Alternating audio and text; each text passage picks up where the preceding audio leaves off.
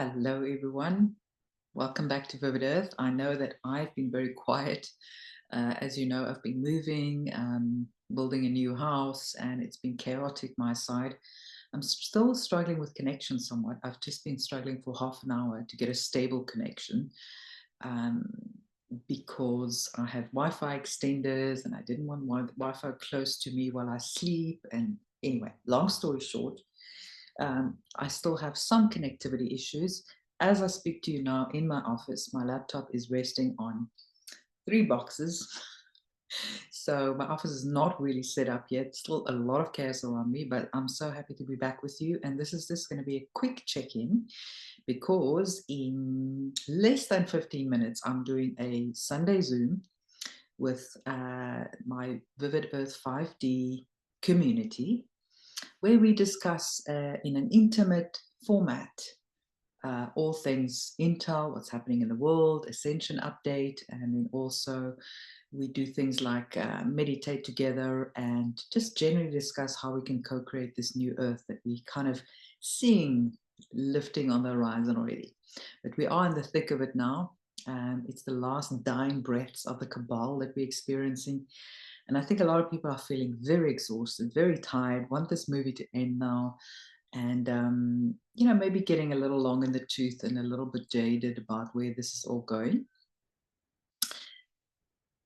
So I just wanted to come here to remind you guys that this war is already won, but we are seeing still some of the battles taking place here on the planet. And we've got to have faith. We've really got to have faith, because if we don't have faith in the new earth, it's not going to be able to manifest. Remember, we are on a higher timeline now. The Trump event shifted us into a higher timeline. That was a looking glass event that had to happen for us to go into a higher timeline. And it's not about Trump, it's just him being the representative of this Earth Alliance that have been fighting this underground war, this spiritual war, this COVID war for many, many years, in fact, decades. We've only just become aware of it in the last couple of years, right? But it's been going on for a very long time. So we have to have faith in this alliance that is fighting on our behalf, and we've got to do our part to make this new earth manifest in front of us, because we are the powerful co-creators. It's not going to happen to us, but it's going to happen through us. That is why it's so important to, keep our eye on new earth and keep visualizing, keep imagining it, keep coming up with ways of, that you see the new earth unfolding, whether it is sustainable food production, organic, sustainable food production, whether it is, a new legal system, whether it is new ways to transact, whether it is new ways in which communities can work together, if it is new ways in which we can govern ourselves, new people's courts, whatever aspect you will be involved in, it's not to be underestimated at all. We all have a different part to play. We can't all do the same thing, and we can't get hung up about this one doing that and that one doing this. And at the end of the day, we always compare ourselves to others, and this is not about comparing. It's about working together, using our own unique gifts and skills to create this new earth, right? That competition model is the old model. That is 3D, very dense earth reality that we're moving out of. So it's not about winning or losing or doing better than the other one or vice versa, or competing with anyone. This is about us working together. This is the critical phase of this COVID war, in which we need to do our best to unite and work together, because that's where the magic happens. It doesn't happen by itself. We are these co-creators that the white hats are relying on to co-create this new reality. And they're not going to come and do everything for us. It's about us participating in this process, in this liberation of the earth, in this co-creation of a new earth, in this invention of new technologies, free energy.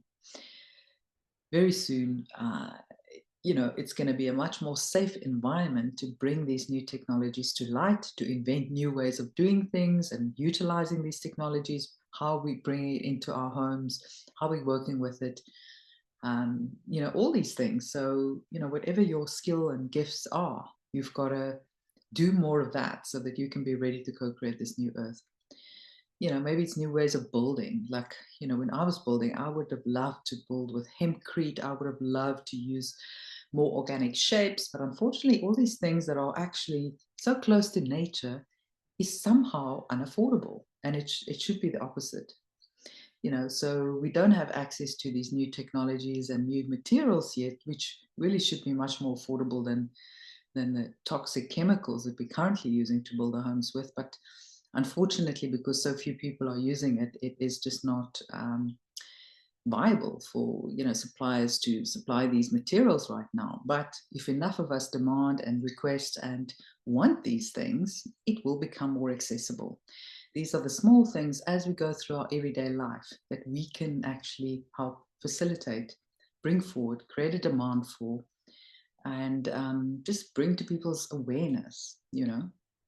When you speak to people, whether it's in the grocery store or whether it is suppliers or service providers that you're dealing with, open their eyes, open their minds. That's a huge contribution that you can make to bring in the new earth and to help everyone sort of get onto the same wavelength, so to speak, because a lot of people are still trapped in this 3D earth. They don't want things to change. They don't even have time to think about how things may change. They're just so busy with their everyday lives and to feed their families and to do what they do that there's no time for anything else. And it's sad.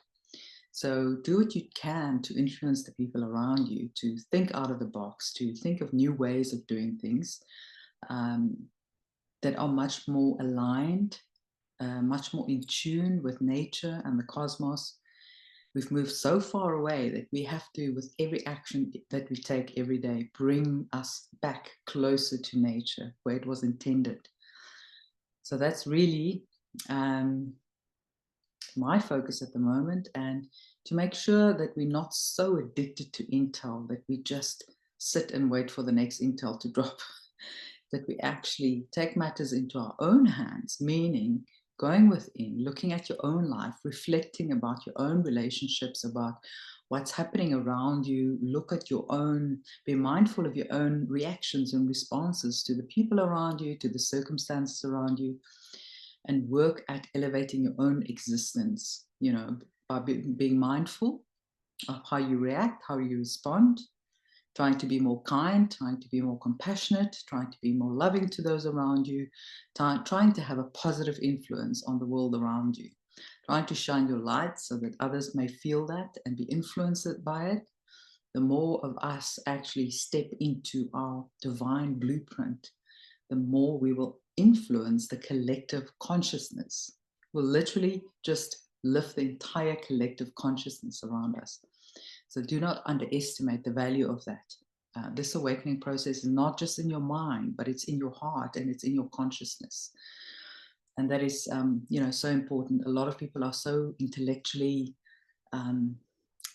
shall I say, focused on the world's awakening, that they don't actually know practically how to do it within themselves. How to open their heart, how to shut down the ego and actually recognize the growth that you still need to go through, that all of us still need to go through towards this process of ascension.